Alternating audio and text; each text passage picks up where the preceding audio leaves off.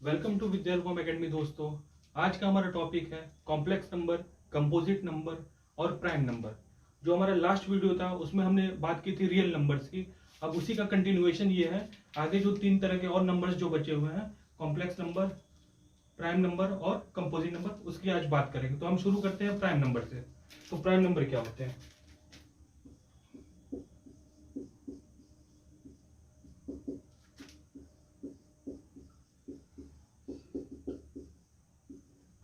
Prime number, तो prime number एक ऐसा नंबर है जो कि खुद से डिवाइड होता है या वन से डिवाइड होता है। अब prime number is a natural number that can be divided by one and itself only. ठीक है, अब प्राइम नंबर, फिर से बोल रहा हूं, अब prime number is a natural number that can be divided by one and itself only. यानी कि कोई भी नेचुरल नंबर ले लीजिए। नेचुरल नंबर क्या होते हैं आपके? वन से लेके टू, थ्री, इनफाइनाइट तक जो भी नंबर्स होंगे वो क्या होंगे? आपके नेचुरल नंबर होंगे। ठीक है, तो कोई भी नंबर किससे डिवाइड हो रहा है? खुद से डिवाइड हो रहा है, यानी कि टू से डिवाइड हो रहा है, या किससे डिवाइड हो रहा है? वन से डिवाइड होता है। तो ये क्या होंगे? आपके प्राइम नंबर्स हो गए। ठीक है,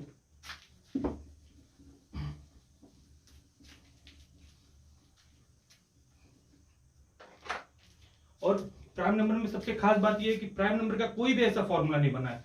कोई भी फॉर्मूला आज तक ऐसा नहीं बना है कि सारे प्राइम नंबर्स को वो एक फॉर्मूला डिस्क्राइब कर दे। ठीक है, there is no as such formula that can describe all the prime numbers. ठीक है, but some prime numbers can be defined by a single formula. जैसे मान लीजिए -39 n इक्वल टू -39 to 39 है। यानी कि n जो है इसकी वैल्यू निगेटिव इंटीजर -39 से पॉजिटिव इंटीजर या पॉजिटिव नेचुरल नंबर या पॉजिटिव होल नंबर 39 तक अगर होगा तो हमारे पास एक फॉर्मूला है n square plus n plus 41। इसमें अगर वैल्यू पुट करेंगे हम, यानी कि n square plus n plus 41 में हम वैल्यू पुट करेंगे तो जो भी नंबर आएगा वो क्या नंबर आएगा? एक प्राइम नंबर आएगा। ले लेते हैं एग्जांपल, n इक्वल टू 4 ले लीजिए। n इक्वल टू 4 रखने पे क्या हो जाएगा? 16 प्लस 4 प्लस 41, यानी कि 61। ये क्या हो गया? आपका एक प्राइम नंबर हो गया।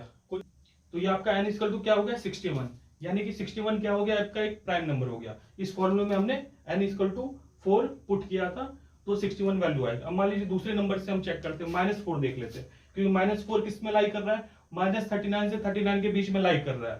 तो -4, n इक्वल टू -4 रखते हैं तो क्या हो जाएगा? 16 -4 प्लस 41, यानी कि 41 प्लस 12, 41 प्लस 12 यानी कि क्या आ जाएगा? 53। तो 53 क्या आपका एक प्राइम नंबर हो गया। तो प्राइम नंबर ये हो गया आपके n square plus n plus 41। ये फॉर्मूले में हम रखेंगे तो क्या आएगा आपका? -39 से 39 तक की वैल्यूज के लिए एक प्राइम नंबर आएगा। ठीक है, प्राइम नंबर की एक बात ये हो गई। अब हम इसकी दूसरी बात करते हैं कि और किस तरीके से प्राइम नंबर हो सकते हैं।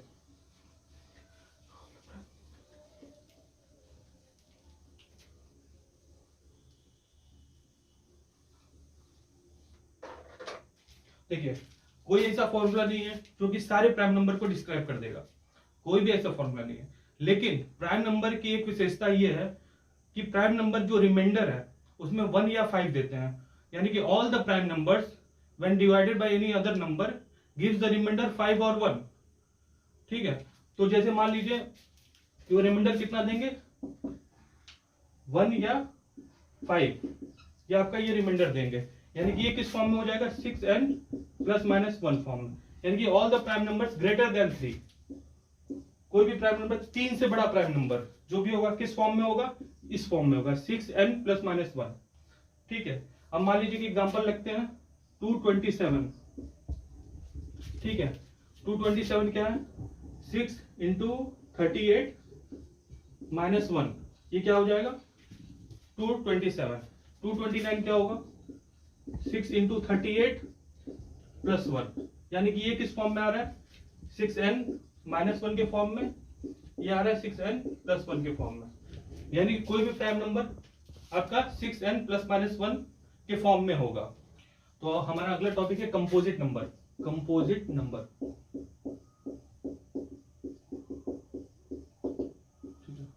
तो कंपोजिट नंबर क्या होता है? प्रोडक्ट ऑफ टू और मोर देन टू सेम और डिस्टिंक्ट प्राइम नंबर्स। फिर से बोल रहा हूं, प्रोडक्ट ऑफ टू और मोर देन टू सेम और डिस्टिंक्ट प्राइम नंबर्स, यानी कि जो प्राइम नंबर्स का प्रोडक्ट बन के क्या बनाता है, एक कंपोजिट नंबर बनाता है। प्राइम नंबर का प्रोडक्ट बन के एक कंपोजिट नंबर बनाता है, यानी कि मान लीजिए कि अगर 4 है तो 4 क्या है, 2 इंटू 2, और 2 क्या है, कंपोजिट नंबर, प्राइम नंबर है, और 4 क्या हो गया, कंपोजिट नंबर है। तो अ प्राइम नंबर, कंपोजिट नंबर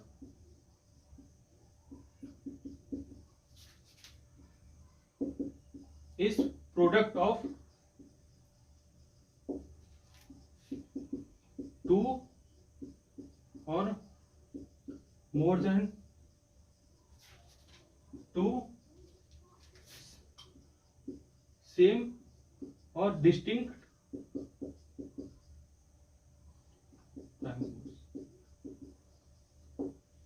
यानी कि नेचुरल नंबर्स को हम अगर देखें, उसको अगर डिस्क्राइब करें, तो उसमें क्या क्या हो सकते हैं। उसमें प्राइम नंबर्स और कंपोजिट नंबर तो हो रहे हैं, उसमें प्राइम नंबर और कंपोजिट नंबर हो रहे हैं। प्राइम नंबर जो है जैसे 2 हो गया, 3 हो गया, 5 हो गया, 7 हो गया, 11 हो गया, ये सब प्राइम नंबर हो गए।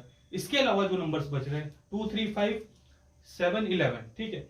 जैसे मान लीजिए उसके अलावा क्या बच रहे हैं, 6 बच रहे हैं, तो 6 किसका प्रोडक्ट हो सकता है, 2 इंटू 3 का, 2 इंटू 3 का, तो 2 और 3 क्या होगा, एक प्राइम नंबर होगा। तो prime number actual, composite number actually क्या है, प्रोडक्ट ऑफ प्राइम नंबर्स। 2 या 2 से अधिक प्राइम नंबर्स का ही प्रोडक्ट कंपोजिट नंबर है। और सबसे लोवेस्ट कंपोजिट नंबर कौन सा है, ये आपको ध्यान देना है, 4। सबसे लोवेस्ट कंपोजिट नंबर कौन सा है, 4 है, ठीक है। और ध्यान रखिएगा एक बात और, कि 1 it is neither a prime number और neither a composite number, neither prime number nor a composite number,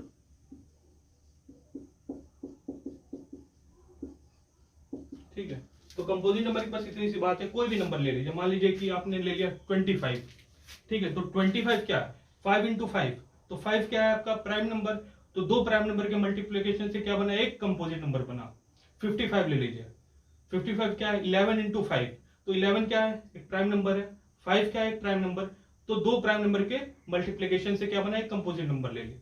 8 ले लीजिए, 8 क्या हो सकता है, 2 इंटू 2 इंटू 2, ठीक है, 2 इंटू 2 इंटू 2, तो 2 क्या है यहाँ पे, प्राइम नंबर, यानी कि 3 प्राइम नंबर के मल्टीप्लीकेशन से क्या बना आपका, एक कंपोजिट नंबर बना।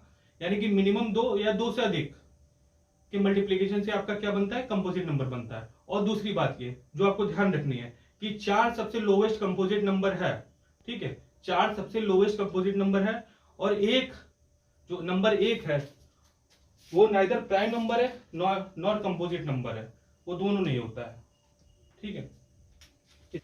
तो हमने पार्ट 1 के लेक्चर में रियल नंबर्स की बात कर ली, ठीक है। अब ओवरव्यू कर लेते हैं सारा जो हमने अभी तक पढ़ा है।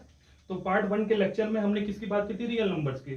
तो रियल नंबर्स में क्या क्या आ गए आपके, नेचुरल नंबर आ गए, होल नंबर आ गए, इंटीजर आ गए, फिर फ्रैक्शनल में आपके रेशनल या इरेशनल नंबर्स आ गए। उसके बाद आज हमने बात की सेकेंड लेक्चर में हमारे प्राइम नंबर की और कंपोजिट नंबर की। अब इसके बाद एक नंबर बचा है, वो है कॉम्प्लेक्स नंबर। तो कॉम्प्लेक्स नंबर में कॉम्प्लेक्स वर्ड क्यों यूज किया गया, यानी कि हमने रियल नंबर में जो सारे नंबर्स है वो रियल नंबर्स है, उसके अलावा जो नंबर हम डिफाइन नहीं कर पाए किसमें, रियल नंबर लाइन में। यानी कि जो पहले लेक्चर में, आप हमारे डिस्क्रिप्शन में लिंक दिया होगा, उसमें आप जाके क्लिक कर सकते हैं, उसमें आपने आप देखिए रियल नंबर लाइन में हमने किस तरीके से सारे नंबर्स को डिफाइन किया। यानी कि रियल नंबर लाइन ये है, अगर ये रियल नंबर लाइन है तो इसमें सारे नंबर्स को हमने डिफाइन कर दिया।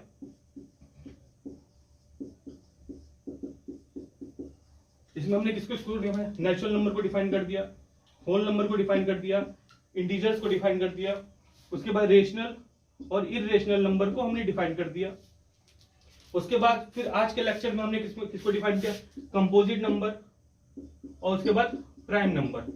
अब इसके बाद सारे नंबर्स डिफाइन हो गए, जो भी आप सोच सकते हो, जो मैंने पहले लेक्चर में आपको बताया था कि जो भी नंबर आप सोच सकते हो, जो भी नंबर प्रैक्टिकल है, वो किस में आते हैं, वो आपके रियल नंबर्स में आते हैं। यानी कि जो भी अभी तक हमने डिफाइन किया है वो सब रियल नंबर्स में। लेकिन प्रॉब्लम रियल नंबर लाइन में कहां आ गई, प्रॉब्लम कहां आ गई यानी कि ये आपका 1 से लेके प्लस इनफाइनाइट तक है, ये आपका -2 से लेके -2 सारे नंबर सबने, यानी कि 1 भी डिफाइन हो गया यहाँ पे, -2 भी, 3 भी, -1 क्या है निगेटिव इंटीजर, -2 क्या है निगेटिव इंटीजर, ये नेचुरल नंबर बोलिए 3 को, या होल नंबर बोलिए, या पॉजिटिव इंटीजर बोलिए, ये भी डिफाइन हो गया।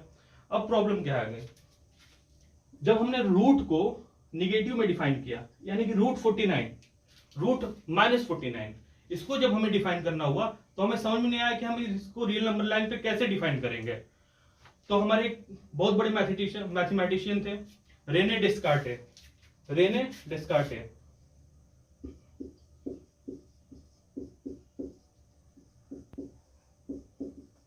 ठीक है, रेने डेस्कार्टे।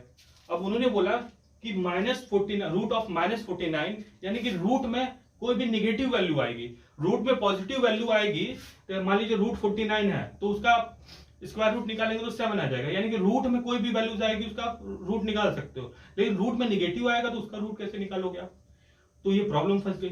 तो उन्होंने एक फॉर्मूला बनाया कि x² + 1 = 0, x² + 1 = 0।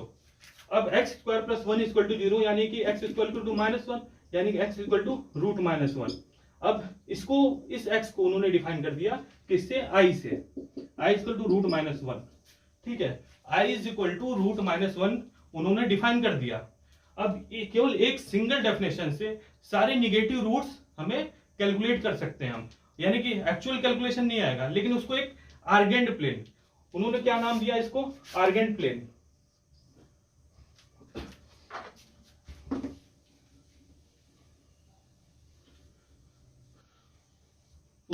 उन्होंने किस पे डिफाइन किया इसको, एक आर्गेंट प्लेन में। जैसे आपका कार्टेशियन प्लेन हो गया, 2 डायमेंशनल या 3 डायमेंशनल प्लेन हो गया, कॉम्प्लेक्स नंबर का एक प्लेन हो गया, आर्गेंट प्लेन करके वहां पे उन्होंने ये डिफाइन कर दिया। यानी कि ये आपका रियल पार्ट है, ये आपका इमेजिनरी पार्ट है, और ये आपका z = a + bi, ये पॉइंट हो गया। किसने डिफाइन किया, रेने डिस्कार्टे। कैसे डिफाइन किया, x² + 1 = 0, यानी कि x² = -1, x = √-1, यानी कि x, इसको हम क्या बोल सकते हैं, x = i, ठीक है, x = i क्या है आपका, √-1। अब देखिए, अब इसके बाद हमें सोचने वाली जो बात है, हम प्रैक्टिकल बात, अब इसके बारे में इसके बाद हम सोचेंगे कि मान लीजिए कि √-73, अब √-73 को आप नहीं निकाल सकते हो, कैसे निकालोगे,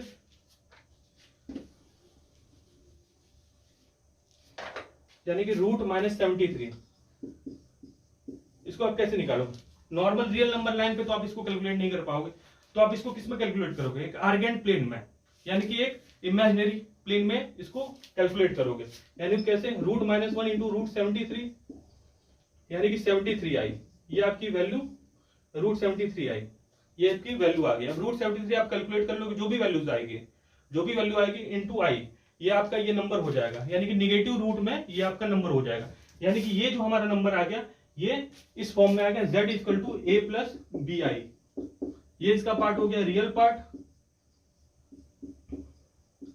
और ये इसका पार्ट हो गया इमेजिनरी पार्ट।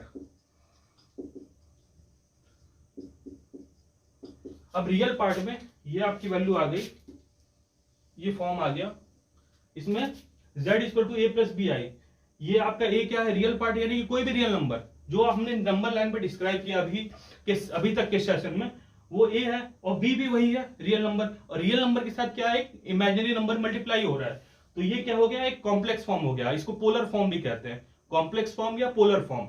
तो ये आपका इमेजिनरी नंबर हो गया, कॉम्प्लेक्स नंबर हो गया, तो कॉम्प्लेक्स नंबर इस तरीके से डिफाइंड है, ठीक है। अब अगले लेक्चर में हम बात करेंगे एलसीएम या एचसीएफ और इसके आगे के टॉपिक्स की। थैंक यू दोस्तों आज के लिए।